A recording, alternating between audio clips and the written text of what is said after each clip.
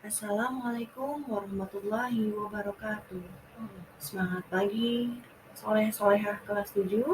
Alhamdulillah bertemu kembali dengan Ibu Indah pada mata pelajaran Al-Quran Hadis semester ganjil. Baik anak-anakku, sebelum kita belajar, marilah kita berdoa bersama-sama. Bismillahirrahmanirrahim. Raditu billahi robba wa bil islami dina wa bi Muhammadin nabiyya wa rasula. Rabbi zidni ilma warzuqni fahma. Amin. Alhamdulillah, pada materi kita kali ini masih dengan tema yang sama, yaitu memahami kedudukan dan fungsi Al-Quran Hadis dalam Islam. Namun, pada pertemuan ketiga kali ini, kita akan membahas materi yaitu pengertian hadis dan fungsi hadis terhadap Al-Quran. Di mana tujuan pembelajaran kita kali ini yaitu dapat mengemukakan pengertian hadis dengan benar dan juga dapat menyimpulkan fungsi hadis terhadap Al-Quran dengan benar. Baik anak-anakku, di sini ada pengertian hadis. Hadis menurut bahasa yaitu baru, tidak lama, ucapan, pembicaraan, dan cerita. Sedangkan hadis menurut istilah merupakan sinonim dari sunnah, yaitu sesuatu yang diriwayatkan atau dinisbahkan kepada diri Rasulullah SAW, baik berupa perkataan, perbuatan, dan penetapan, sifat atau perjalanan Nabi sebelum atau sesudah diutus menjadi Rasul. Selanjutnya, fungsi hadis terhadap Al-Quran. Yang pertama, yaitu menguatkan atau mengukuhkan dan menegaskan hukum yang terdapat dalam Al-Quran. Dalam hal ini, hadis mengulang perintah atau larangan yang sudah disebutkan dalam Al-Quran. Misalnya, Rasulullah SAW memerintahkan untuk melaksanakan puasa. Perintah melaksanakan puasa sudah ada di dalam Al-Quran, sehingga dalam hal ini sifatnya mempertegas perintah yang telah ada di dalamnya. Seperti dalam Quran Surat Al-Baqarah ayat 183, Bismillahirrahmanirrahim, Ya ayyuhalladzina amanu kutiba alaikumusiyam kama kutiba alal ladzina min qablikum la'allakum tattaqun. Yang artinya, hai orang-orang yang beriman, diwajibkan atas kamu berpuasa sebagaimana diwajibkan atas orang-orang sebelum kamu agar kamu bertakwa. Selanjutnya, dalam hadis Rasulullah SAW yaitu Bismillahirrahmanirrahim, Qala akhbirni ma faradallahu alayya minas syiyami faqala syahru ramadana illa an tatawwa'a syai'a. Artinya, sahabat bertanya, kabarkan kepada saya apa yang diwajibkan bagi saya untuk puasa. Nabi SAW menjawab, puasa bulan Ramadan kecuali jika engkau berpuasa sunnah. Hadis riwayat Bukhari. Selanjutnya, fungsi hadis yang kedua yaitu menguraikan atau menjelaskan dan memerinci ayat yang global atau mujmal. Banyak ayat perintah larangan Al-Quran yang sifatnya masih umum, berisi belum terinci.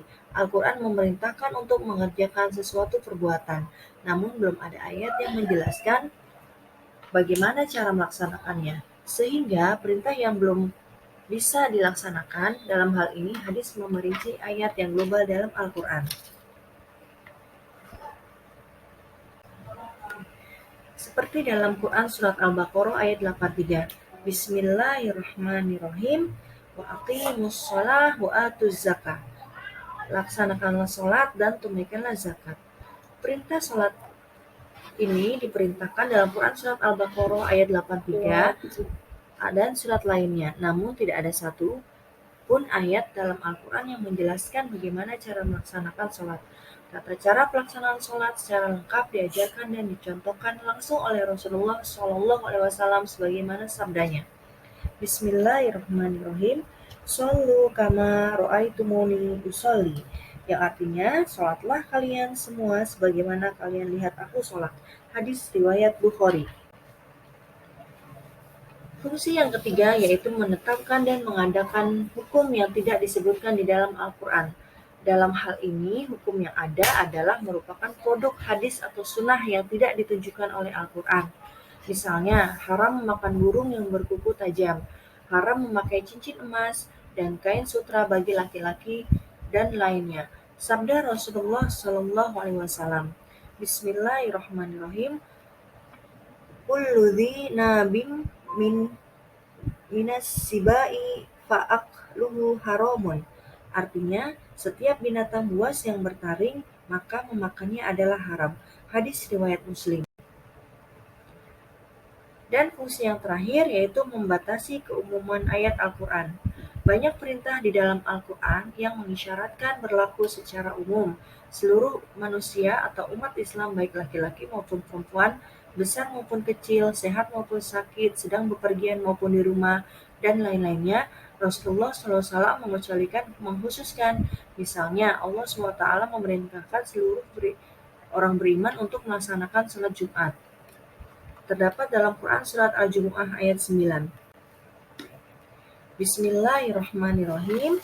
Ya ayyuhalladzina amanu idza nudiya lis-salati min yaumil jumu'ati fas'au ila dzikrillah wa darul bai'a. Dzalikum khairul lakum in kuntum ta'lamun. Yang artinya, hai orang-orang yang beriman, apabila diseru untuk menunaikan sholat pada hari Jumat, maka bersegeralah kamu kepada mengingat Allah dan tinggalkanlah jual beli. Yang demikian itu lebih baik bagimu jika kamu mengetahui. Quran Surat Al-Jumu'ah ayat 9. Lalu, adakah kekhususan pengecualian bagi orang tertentu sehingga diperbolehkan meninggalkan sholat Jumat? Jawabnya ada di dalam hadis riwayat Abu Daud. Dijelaskan. Bismillahirrahmanirrahim.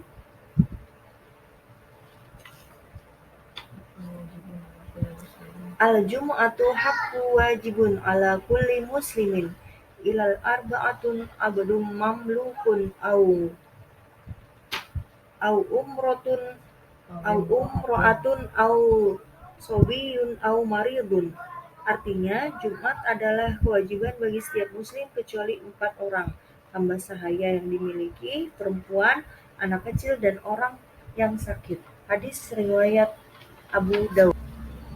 Di sini kita bisa mengambil kesimpulan bahwa fungsi Al-Quran dan hadis dalam Islam yang pertama yaitu Al-Quran merupakan kitab suci yang terakhir yang diturunkan Allah Subhanahu wa Ta'ala. Kitab Al-Quran sebagai penyempurna dari kitab-kitab Allah yang diturunkan sebelumnya, yaitu Zabur, Taurat, Injil, dan Al-Quran. Kitab-kitab Allah sebelumnya ditujukan hanya pada umat tertentu saja, berbeda dengan Al-Quran yang digunakan oleh manusia siapapun sampai akhir zaman. Yang kedua, Al-Quran sebagai sumber hukum pertama dan utama dalam Islam. Dan yang ketiga, merupakan sumber hukum kedua ajaran Islam setelah Al-Quran. Dan yang keempat, hadis merupakan rujukan umat Islam dalam memahami syariat. Baik anak-anak, alhamdulillah materi kita kali ini telah selesai. Mari kita tutup dengan membaca hamdalah dengan doa kafaratul majlis. Alhamdulillahirabbil alamin. Bismillahirrahmanirrahim. Subhanakallahumma wa bihamdika asyhadu alla ilaha illa anta astaghfiruka wa atubu ilaik. Wassalamualaikum warahmatullahi wabarakatuh.